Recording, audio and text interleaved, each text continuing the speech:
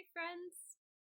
I know today is a day when a lot of you might be asking questions or holding important questions in your heart about what's going on in our world and what's going on in our city of Boston and in other cities around this country.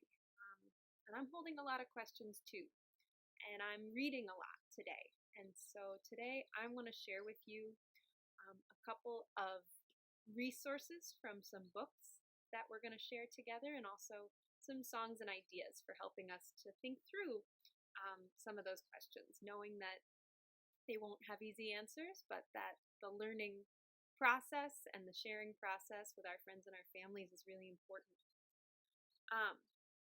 So last week we read this book together. This is a book called Magic Trash, and it's about Tyree Guyton, who worked together with people in his neighborhood to create art out of trash and out of buildings in a neighborhood that was not being very well taken care of. And there was a page in this story that we stopped and talked about. I'm going to show you that page.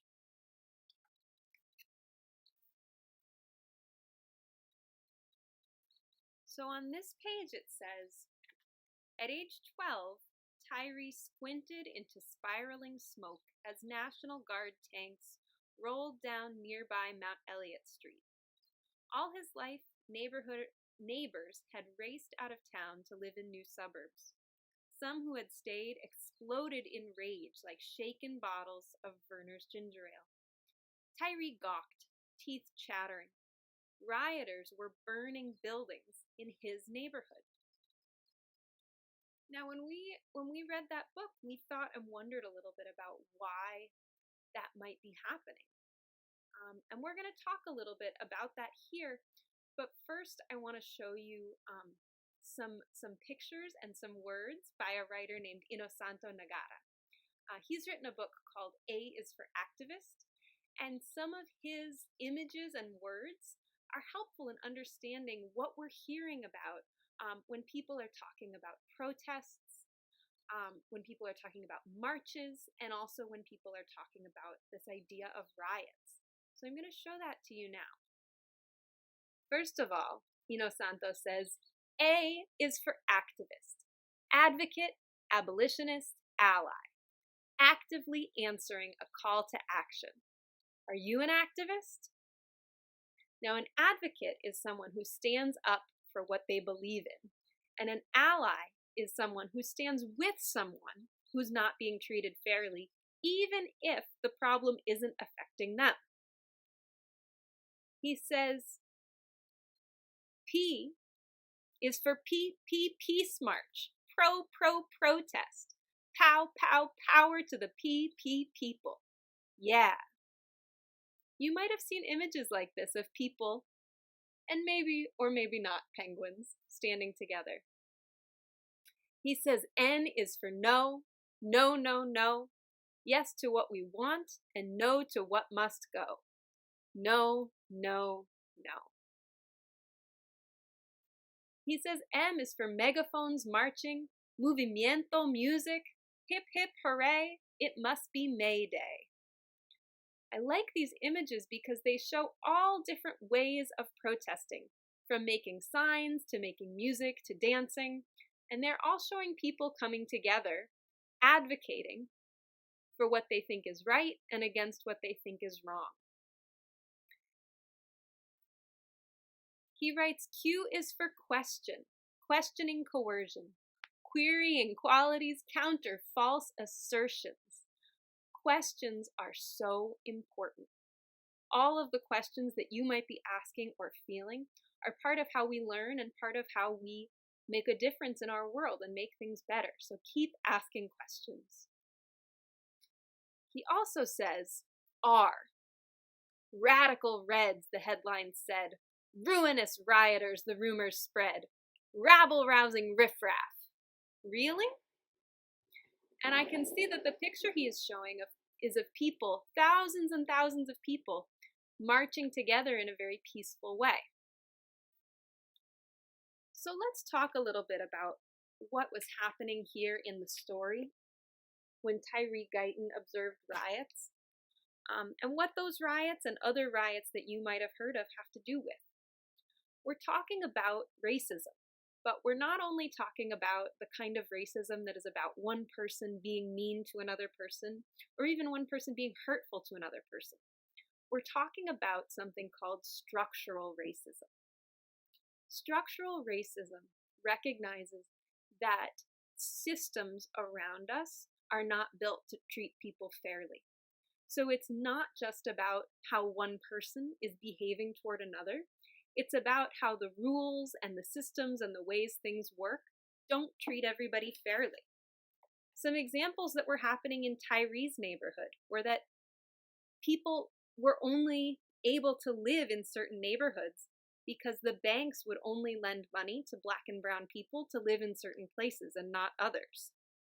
Those same neighborhoods are often ones that don't have healthy places to buy food. Structural racism also happens when schools in towns with lots of white people have plenty of money, while schools in neighborhoods with lots of Black and brown people don't have enough money for everything they need. Structural racism happens when cities don't take care of neighborhoods where Black and brown people are living, letting garbage pile up, spending more money on police than on schools and safe places to live. And a big example that lots of people are talking about are when the cities and the government don't hold police responsible when they hurt or when they kill Black or brown people.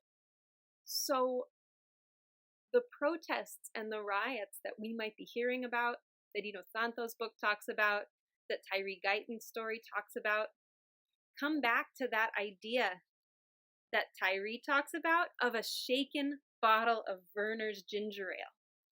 All of those pieces, all of those elements of structural racism, all those ways that the systems are not treating people fairly, are part of what shakes that bottle up. And then people respond in all different ways. So I want to share with you a story that I'm reading today in thinking about what racism is and how racism impacts different communities in different ways. And this is a story that is really about a white person starting to understand racism. So if you are not a white person and if you have lots of knowledge and lots of experience about racism, this might not be the story for you. But for us who are white, we often have a lot of catching up to do in learning about what racism is, because whiteness can make it so that even though we are living around racism and experiencing racism in our lives, whiteness makes it hard to see. It's almost like a fish swimming in water who can't see the water and doesn't know what water is because it's everything that's all around them. So if you feel like this story is for you, please listen on. And if you feel like this story is not for you, it's okay to skip right ahead to the next part.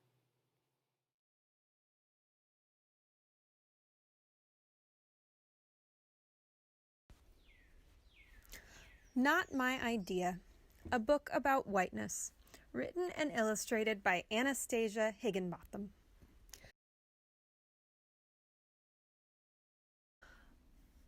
When grown-ups try to hide scary things from kids, oh no, not again.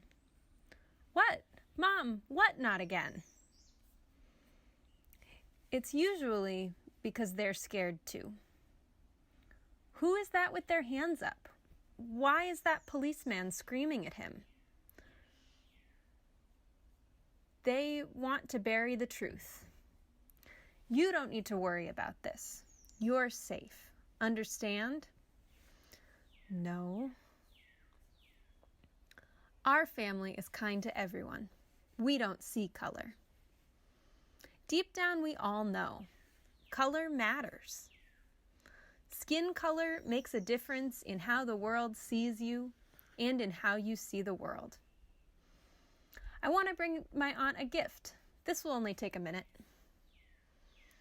It makes a difference in how much trouble seems to find you or let you be. I'm noticing that these two kids are doing just about the same thing, but which one is the security guard noticing? In stores, in cars, on sidewalks, at school. Your skin color affects the most ordinary daily experiences, including which neighborhoods welcome you.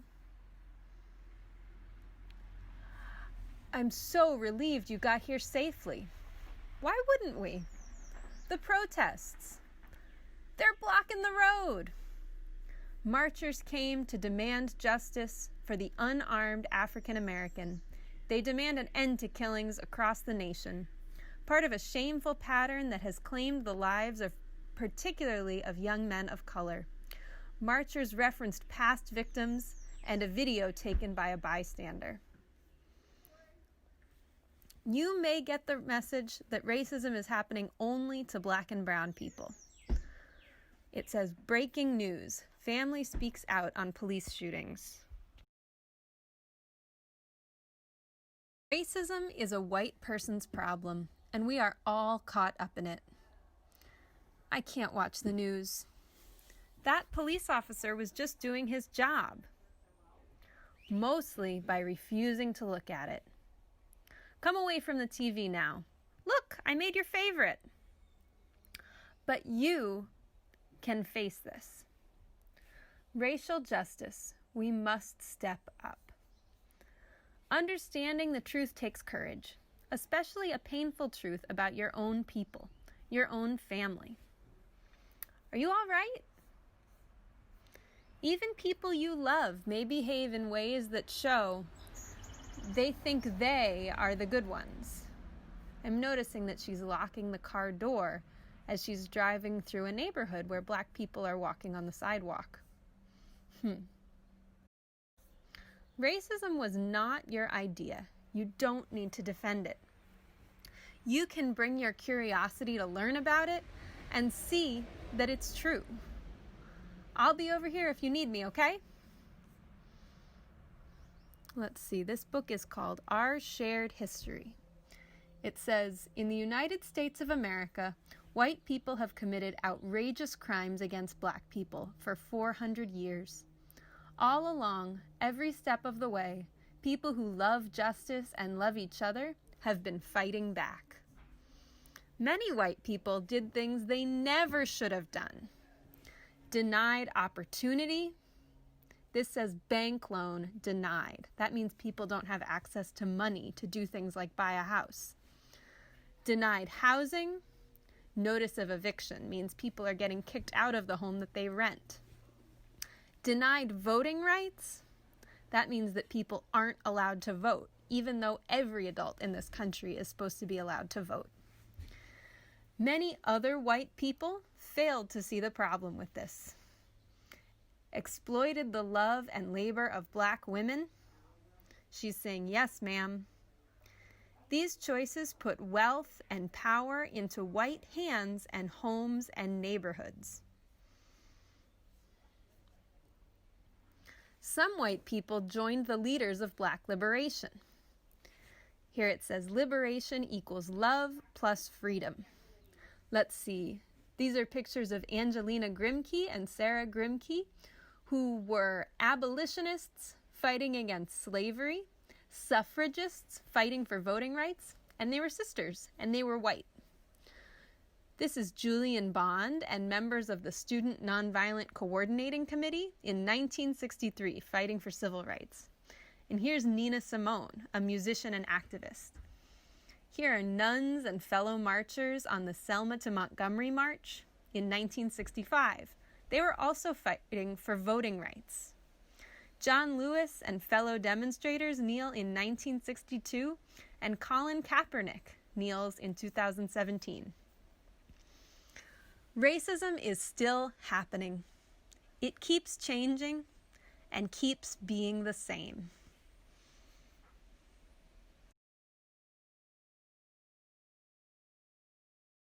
And yet, just being here, alive in this moment, you have a chance to care about this, to connect.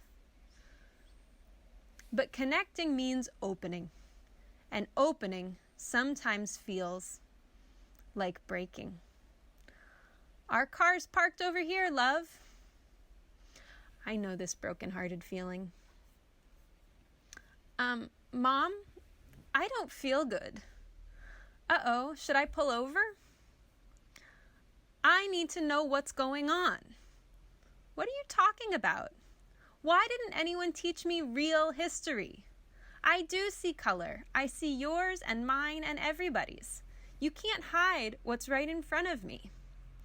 I know that what that police officer did was wrong. Go with your instincts on this one. Racial justice is possible. Okay, geez, you don't have to yell. But only if we're honest with each other and ourselves. I see a playground over there. Want to get some fresh air? Yes. Your history's not all written yet. What do you want to say? My favorite part of that story is the part where it says, racism was not your idea. You don't need to defend it. At the end of the story, the author tells us, your history is not all written yet. We're just in the middle of our lives, and we get to decide what actions we take and how we affect the rest of the world. And she asks us, what do you want it to say? And that makes me think about, what do you want to say? What do you want to say about what's important to you and what's important to your family, about what you believe is right? And there's so many different ways to do that. Conley students, you have participated in protests before.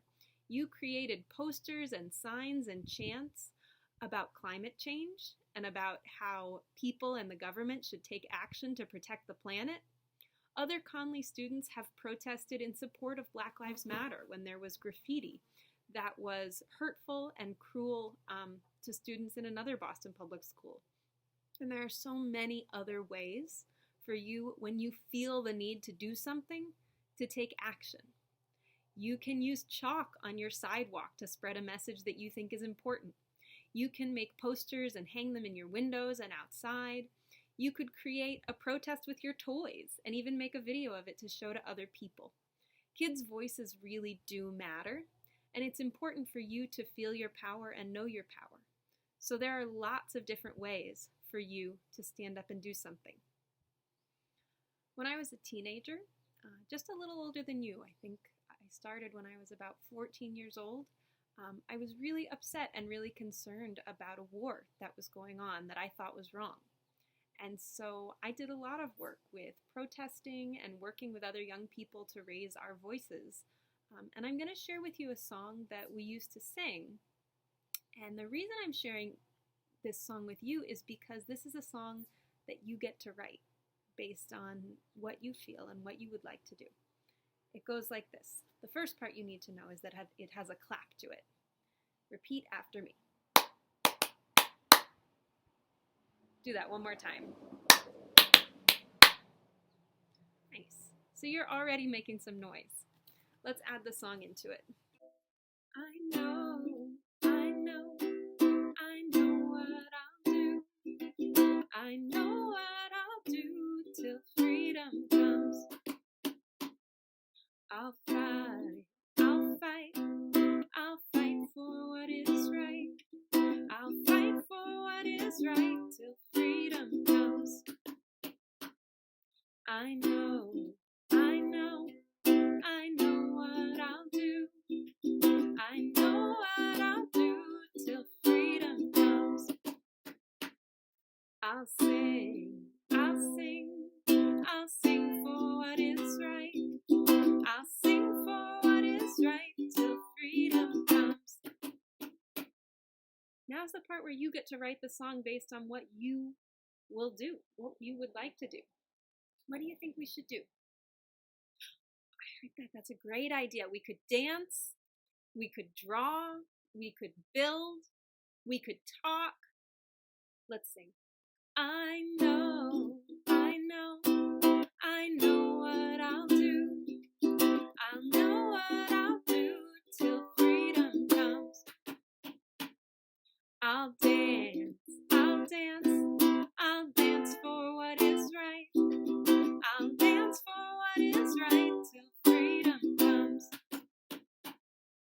I know, I know, I know what I'll do. I know what I'll do till freedom comes. I'll march, I'll march, I'll march for what is right. I'll march for what is right till freedom comes. I know, I know, I know what I'll do. I know what I'll do till freedom comes. I'll fight, I'll fight, I'll fight for what is right. I'll fight for what is right till freedom comes. When we read about and learn about and start to think about things like structural racism, it makes all kinds of feelings happen, from sadness to anger to confusion to even saying things like, that can't possibly be true. I've never seen that. But just because I haven't seen something doesn't mean someone else experiencing it isn't telling the truth. And it's okay to have all those feelings and more, and to hold on to them and to share them with others and to find someone to talk to about them.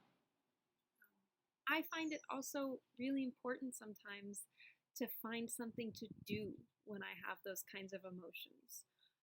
Some way where I can take some action, be a helper, put all of those feelings into a place where they might be able to start to make a difference.